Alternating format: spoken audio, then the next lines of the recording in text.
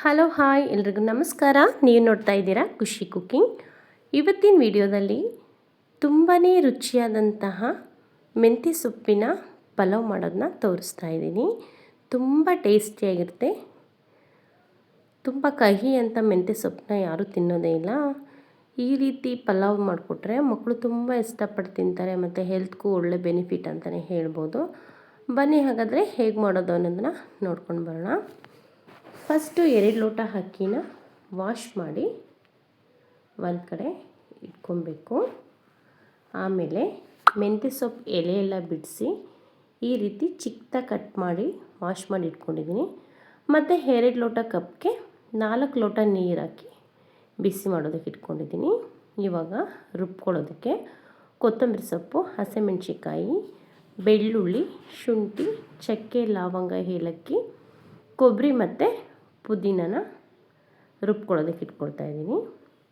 ನೋಡಿ, ಸ್ವಲ್ಪ ಕೊಬ್ಬರಿ ಹಾಕ್ಕೊಂಡು ಇವಾಗ ಒಂದು ಕಡೆ ಇಟ್ಕೊಂಡಿದ್ದೀನಿ. ಇವಾಗ ಒಂದು ಕುಕ್ಕರ್ಗೆ 3 ಸ್ಪೂನ್ ಎಣ್ಣೆ ಮತ್ತು 1 ಸ್ಪೂನ್ ತುಪ್ಪ ಹಾಕ್ಕೊಂಡು ಬಿಸಿ ಮಾಡೋಕ್ಕೆ ಇಟ್ಕೊಂಡಿದ್ದೀನಿ.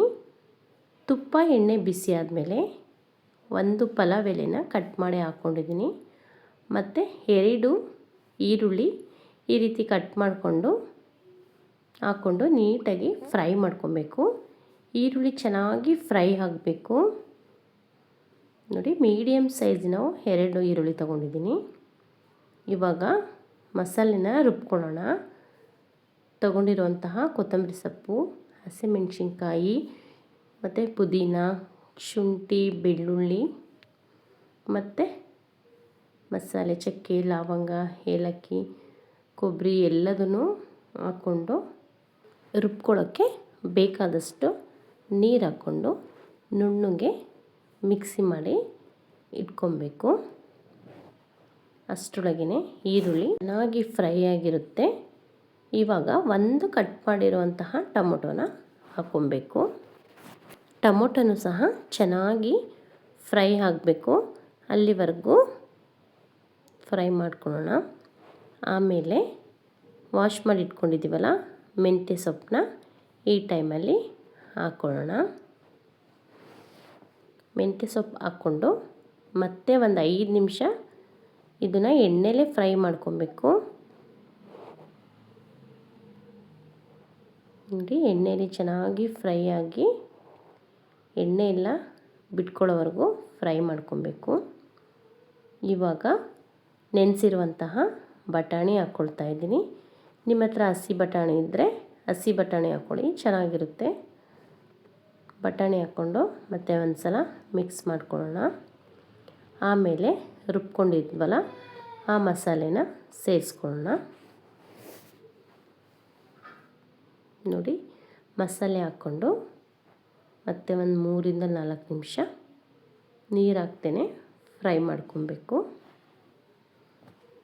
ಇದೆಲ್ಲ ಚೆನ್ನಾಗಿ ಫ್ರೈ ಆಗಿ ಕುದಿ ಬರುವಾಗ ರುಚಿಗೆ ಬೇಕಾದಷ್ಟು ಉಪ್ಪು ಹಾಕ್ಕೊಳ್ಳೋಣ.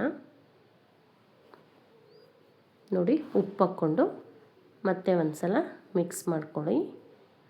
ಆಮೇಲೆ ಬಿಸಿ ಇಟ್ಕೊಂಡಿದ್ದೀವಲ್ಲ ಆ ನೀರನ್ನ ಹಾಕ್ಕೊಳ್ತಾ ಇದ್ದೀನಿ. ಇವಾಗ ಉಪ್ಪೆಲ್ಲ ಕರೆಕ್ಟ್ ಇದೆಯೇನೋ ಅಂತ ಒಂದು ಸಲ ಚೆಕ್ ಮಾಡ್ಕೊಳ್ಳೋಣ. ಇವಾಗ ನೀರು ಕುದಿ ಬರ್ತಾ ಇದೆ. ಈ ಟೈಮಲ್ಲಿ ವಾಶ್ ಮಾಡ್ಕೊಂಡಿದ್ವಲ್ಲ ಅಕ್ಕಿನ ಈಗ ಹಾಕ್ಕೊಳ್ಬೇಕು. ಒಂದು 10 ನಿಮಿಷನಾದರೂ ಮುಂಚೆನೇ ಅಕ್ಕಿನ ನೆನೆಸಿ ಇಟ್ಕೊಬೇಕು. ಹಾಗಾದರೆ ಅನ್ನ ಉದುರುದ್ರಾಗಿ ಚೆನ್ನಾಗಿ ಬರುತ್ತೆ ಅಂತ. ನೋಡಿ, ಇವಾಗ ಎಲ್ಲ ಅಕ್ಕಿನೂ ಹಾಕ್ಕೊಂಡು ಮತ್ತೆ ಒಂದು ಸಲ ಮಿಕ್ಸ್ ಮಾಡ್ಕೊಳ್ಳೋಣ.